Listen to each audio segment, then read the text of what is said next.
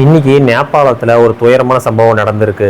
அதாவது நேபாளம் பெருவெள்ளத்தில் கிட்டத்தட்ட 400க்கும் மேற்பட்டவர்கள் காணாமல் போயிருக்காங்க. அது மட்டும் இல்லாமல் நூற்றுக்கணக்கான இந்தியர்கள் பார்த்தீங்கன்னா இதில் மாயமாயிருக்காங்க. இன்றைக்கி என்ன நடந்திருக்கு அப்படின்னா, அங்கே மண் சரிவும் தண்ணியும் ஏற்பட்டிருக்கு. அதாவது மிகப்பெரிய வெள்ளமே ஆயிருக்கு. அந்த வெள்ளத்தோட பாதிப்பு என்ன ஆயிருக்குன்னா, அங்கே இருக்கிற மக்கள் எல்லாருக்குமே அதை அடிச்சுட்டு போயிருக்கு. கிட்டத்தட்ட 400க்கும் மேற்பட்டவர்கள் இது வரைக்கும் காணாமல் போயிருக்காங்க. இதில் 16க்கும் மேற்பட்டவங்க இது வரைக்கும் இறந்து போயிருக்காங்க. 107 இந்தியர்கள் மேலே இது வரைக்கும் காணாமல் போயிருக்கு அஃபிஷியலாக சொல்லியிருக்காங்க. இதில் நம்ம தஞ்சாவூர் கும்பகோணம் பகுதியிலேருந்து கிட்டத்தட்ட 17 பேர் வரைக்கும் போயிருக்காங்க. அவங்களோட தகவல் என்ன ஆச்சுன்னு இது வரைக்கும் நமக்கு தெரியல.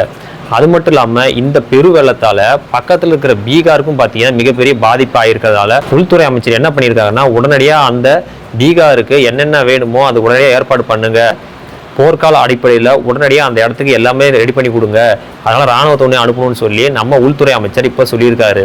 அது மட்டும் இல்லாமல் இப்போது இந்த பெரு வெள்ளத்துக்கோட முதல் காரணம் என்னென்னா, இன்றைக்கி காலையில் அங்கே நிலநடுக்கம் ஏற்பட்டிருக்கு. அந்த நிலநடுக்கம் ஏற்பட்டதன் விளைவாக தான் அங்கே பனிக்கட்டிகளும் பனிப்பாறைகள் இருக்கல, அது தூண்டப்பட்டதன் விளைவாக தான் இன்றைக்கி அந்த பனிக்கட்டிகளை உருகி தண்ணியாக மாறி பெருவெள்ளம் ஏற்பட்டிருக்கு அப்படின்ட்டு இப்போ தகவல் வந்திருக்கு. எது எப்படி இருந்தாலும் இன்றைக்கி நடக்கிற பிரச்சனையில் மிகப்பெரிய வருத்தத்துக்குள்ளே நாம் ப்ரே பண்ணுறதை தவிர வேறு வழியே இல்லை. இப்போது நேபாளோட இராணுவத்துக்கு நம்ம இந்திய அரசும் உதவிக்கரம் நீட்டியிருக்கு. ஏன்னா நம்மளோட பக்கத்து நாடு அப்படின்றதுனால, ஏன்னா அது ஒரு சின்ன நாடு அப்படின்றதுனால. இப்போது அதோட பிரச்சனையால் நம்ம பீகாருக்கும் பார்த்திங்கன்னா ஒரு மிகப்பெரிய பாதிப்பு இருக்கும் அப்படின்னு சொல்லி நம்பி நம்மளோட இராணுவம் என்ன பண்ணுற, பீகாருக்கு ஒரு முக்கியமாக ஒரு நிவாரணம் பணியும் மீட்பு பணியும் ஏற்படுத்தியிருக்காங்க. இப்போது இதோட தகவல் பார்த்திங்கன்னா முதல் கட்ட தகவல் தான். இது எந்த அளவுக்கு பாதிப்பு இருக்குது, எந்த அளவுக்கு உயிர் சேதம் ஏற்பட்டிருக்கு அப்படின்ட்டு இன்னும் பின்னாடி தான் தெரியும்.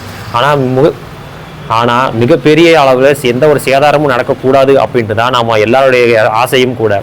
அதனால் எந்த ஒரு உயிர் பலி இல்லாமல் எல்லாரும் சேஃபாக இருக்கணும்னு தான் நம்மளுடைய ஆசையும் கூட.